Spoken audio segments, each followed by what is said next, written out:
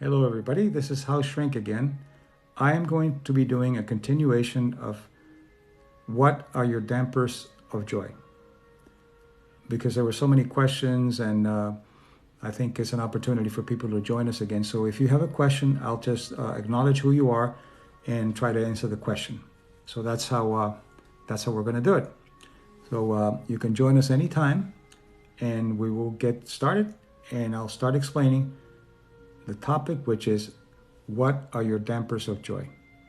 So if you're joining me right now and you're hoping that to come in and join us, then that would be fine.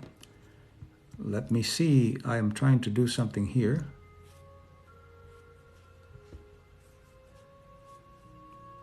Okay.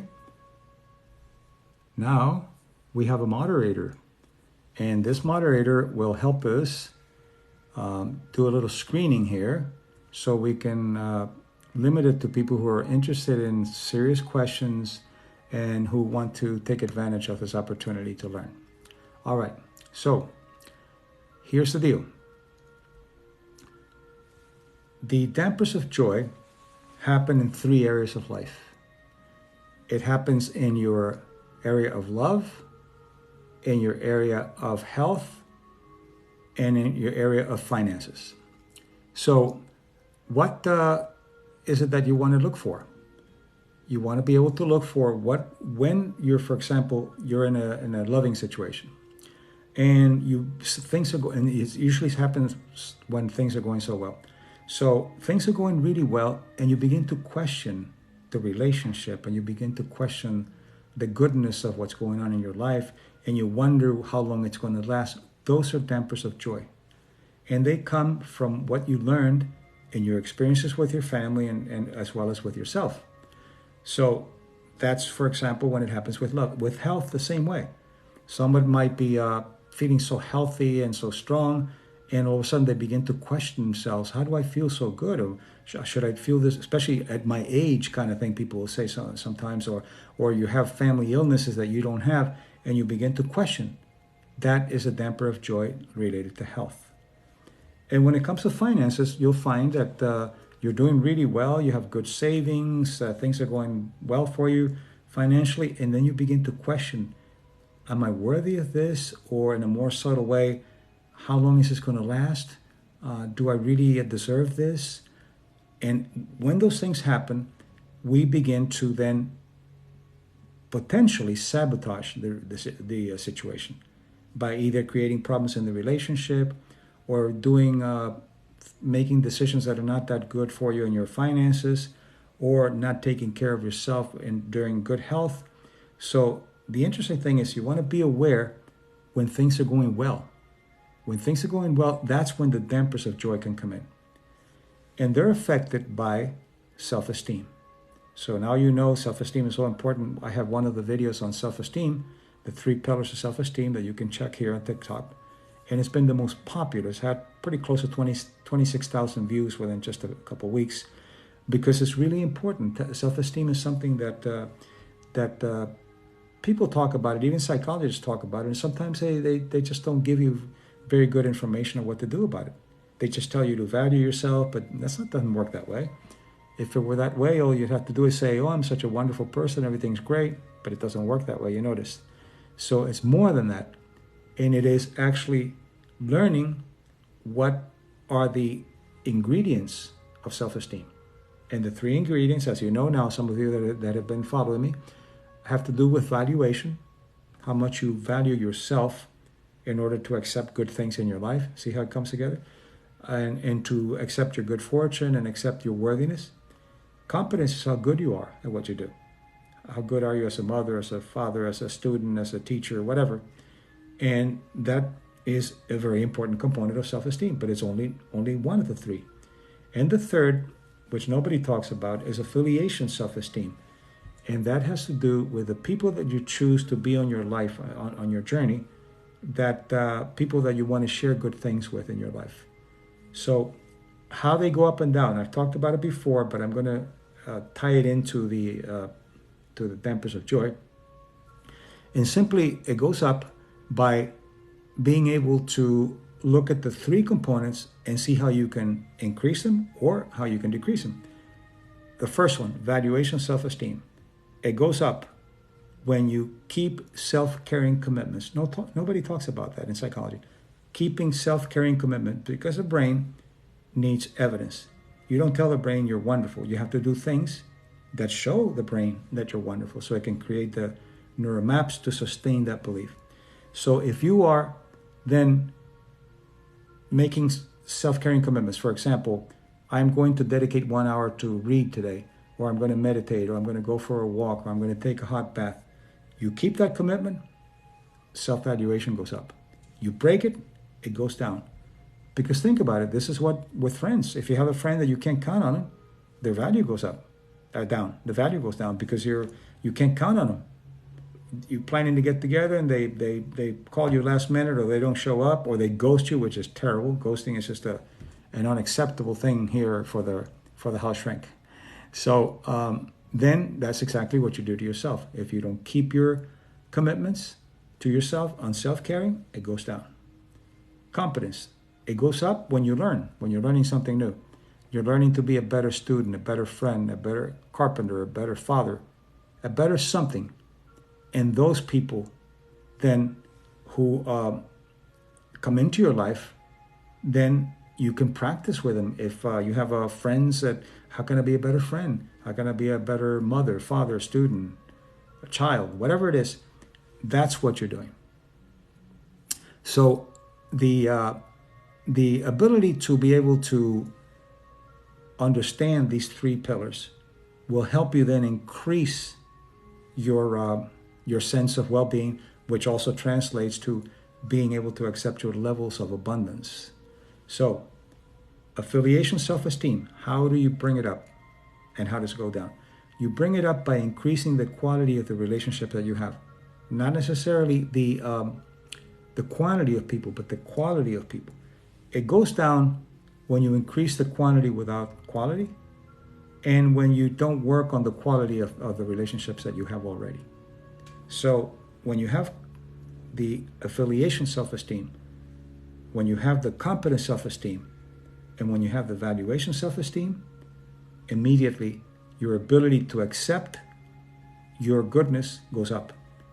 The dampers of joy are harder to get in. They're harder to sabotage you, or for you to sabotage yourself. So you see, self-esteem is the foundation for everything, including your health. If you don't have good self-esteem, your health deteriorates because you don't take good care of yourself. You live in a higher level of cortisol, some of the stress hormones. So all of this is related to good health and longevity. So as you increase those three components of self-esteem, especially the three pillars, then the dampers of joy become weaker and weaker till they finally go away. And when good things happen to you, you simply say, oh, this is how life is. Good things for me to happen. And if bad things happen, they don't last very long because you have that ability to be able to enjoy and to accept the good things in life. A lot of times we don't accept good things, and it sounds counterintuitive, it doesn't sound logical, because we don't feel worthy of the good things happening. And then you begin to wonder, how long is this going to last? How long am I going to be able to have this good fortune happen to me? And the people with good self-esteem say, this is how it is. This is how my life is. So if you just join us, or join me, this is the House Shrink, and I am talking about how do you create the dampers of joy, and what are your dampers of joy? And I'm talking about how the dampers of joy have to do with how you sabotage or how you interfere with good things that are happening in your life because you think it's not going to last. Because you think, oh, this is really good, but how long is this going to last? My relationship is great, but how long will it last? Or my health is great, how long will it last? Or my finances are great, what's going to happen to create a problem? All of that is from your history and from the areas of self-esteem that I talked about. Once you learn the quality of who you are and the worthiness of who you are, then good fortune comes in. And actually you don't attract good fortune. You work on good fortune, but also things happen to you based on the things that you do, your work and so forth. So then it's easier to accept it.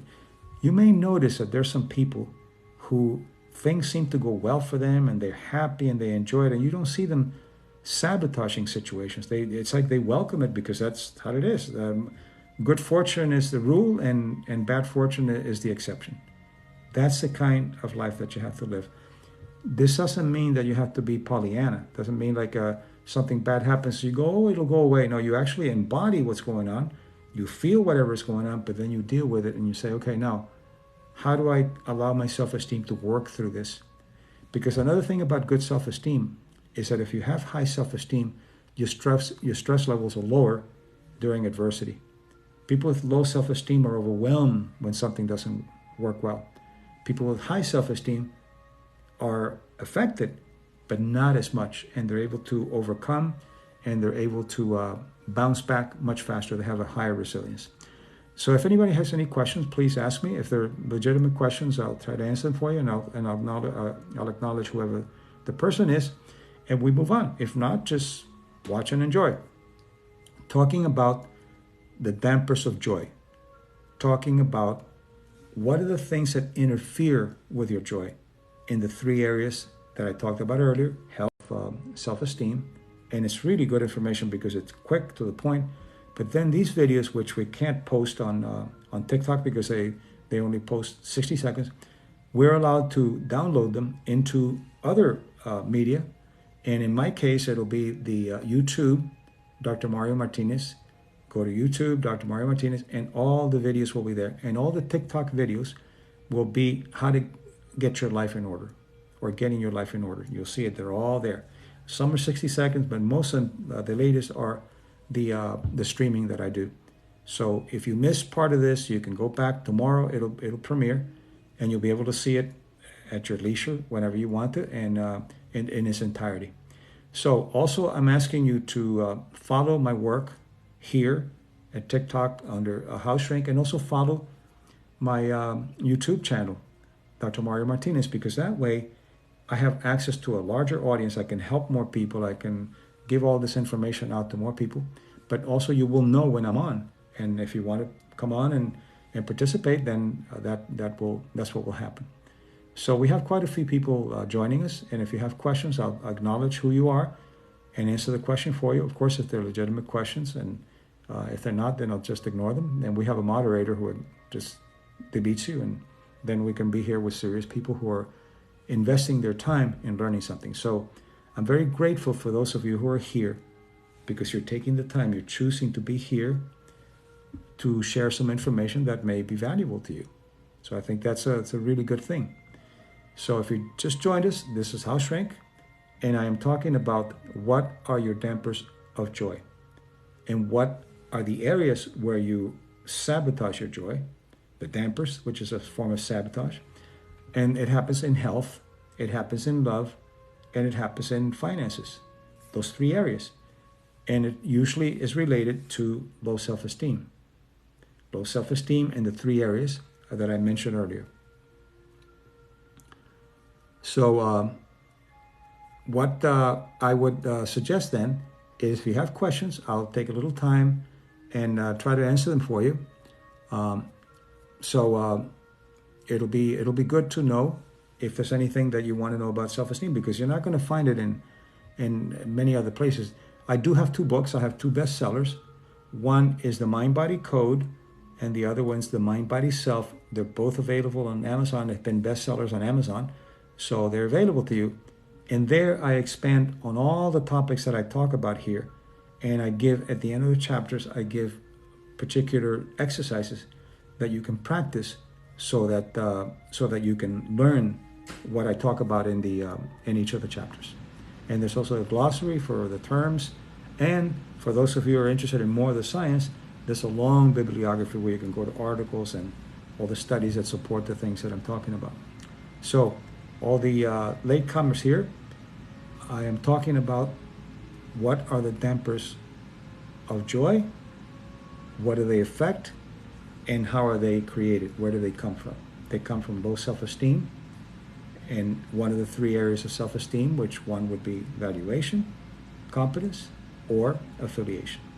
And the dampers will affect, as I mentioned earlier, will affect either your health, will affect your love, or will affect your prosperity. And usually the way it happens is that when things are going really well in your health and your love and prosperity, something comes in, some kind of damper comes in and says, well, how long is this going to last? Do I really deserve this? Did I really work hard for this?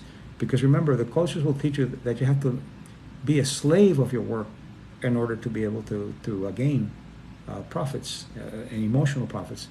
And sometimes if you felt like you didn't work enough and you got a lot of, let's say a relationship comes to you and it's wonderful and you don't have to work on it and you click, you wonder, what's wrong here? So usually the dampers will ask what's wrong when things are right. And the mantra of the dampers is, if it's too good to be true, it is. That's a mantra of the dampers. So anything going well, you say, no, it's too good to be true, so it doesn't mean that it's true. And it's the total opposite. Where things are going well is because you have worked on it or because you have the good fortune. It doesn't matter. It requires the emotion called gratitude. And gratitude is a powerful emotion when good things are happening to you. Instead of sabotaging, gratitude comes in. You can say, I'm so grateful that this is good. Things are going well. How can I continue to make them better? By honoring what's going on, by being grateful for what's going on, rather than letting the dampers of joy come in and mess up your day. Because they do. They come in and all of a sudden you're feeling great and a thought comes in and just screws up your day, because that is a damper of joy. It's a killjoy.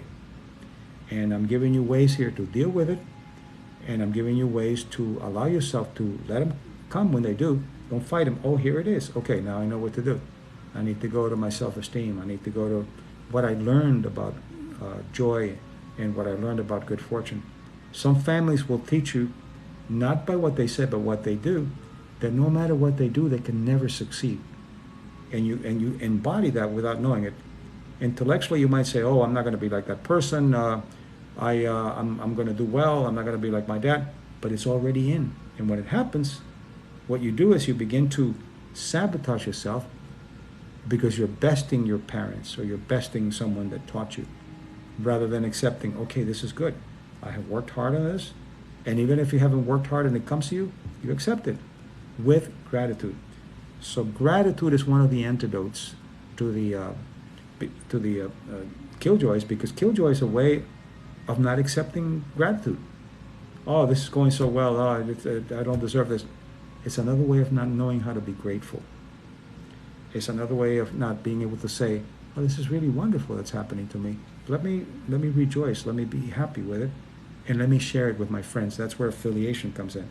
Affiliation self-esteem has to do with the people that you bring into your life of quality to share the good fortune with you, and that you can count on, that have the ability to commit, to honor, and to be loyal to you as a friend. Now, nobody's perfect. Every once in a while, somebody will make a mistake. So what you do is you bring the totality of the relationship into what's going on so you can see how relative it is. If the totality is negative, then that's not working. But if you have a good person and they mess up, an indiscretion or a mistake or something, then you work it out because the person is worthy. They've been mostly good, and since nobody's perfect, they made a mistake, so you just come in and work on it with a lot of patience with each other, and that's what bonds in a relationship. Bonding comes after you come up with, you deal with a storm and you're still together. This is why sports teams bond so much, because they have failures and they have gains and winnings, and the gaining and the losing and all that kind of stuff creates the bonding. That's what happens in a relationship. People will say, oh, we never argue. Well, you have to argue every once in a while, but arguing doesn't mean that it has to be a fight. Maybe you learn from what you come from, that arguing means fighting and getting angry with each other and insulting each other. You don't have to argue. You can converse. Conversation's a way of paying attention to each other's needs, respecting them, and finding a better way that works for both of you. That's what conversation is all about. Listening to the other person rather than just waiting to have an answer for them. Then you're not listening. and for the other person to listen to you too. It's a skill that has to be learned. You're not born with it. It's a skill. Negotiating in conversations is a skill. And if the person is worth it in the relationship, you invest, and that's what you do. So I think that's quite a bit of information now. There are no questions here. And so what I'm going to do is, if there are no other questions, I will invite you to then follow my work, TikTok, House Shrink, and also follow my work on YouTube, Dr. Mario Martinez. And I have quite a few videos there, and they're all free, of course, and you can watch them. And if you're interested in learning more, of course, my books, The Mind Body Code, The Mind Body Self. So there's a lot of information available for you. So there's really no excuse for you not to begin to value yourself and learn how to do it, because it's all there. Whatever you learned from the past is not you. You are what you choose to become now. That's what's so important. So remember, follow my work. Do a follow on my House Shrink, as well as going to the YouTube channel and also being able to follow there. And then you have access to the information, and I will have a larger audience, which was what I'm trying to do. I'm trying to reach as many people as possible, because as a clinical psychologist, I have some skills that I can give you and some tools for life that would be helpful. So I'm not doing therapy here. What I'm doing is education. So enjoy your day, and everyone here that was here and participated, I think it's a wonderful thing, and I want to thank you, and stay tuned because there's more to come. So tomorrow you'll be able to see this in its entirety in my YouTube channel at Dr. Mario Martinez. All right, enjoy and have a wonderful weekend, everybody here. It's good to see you.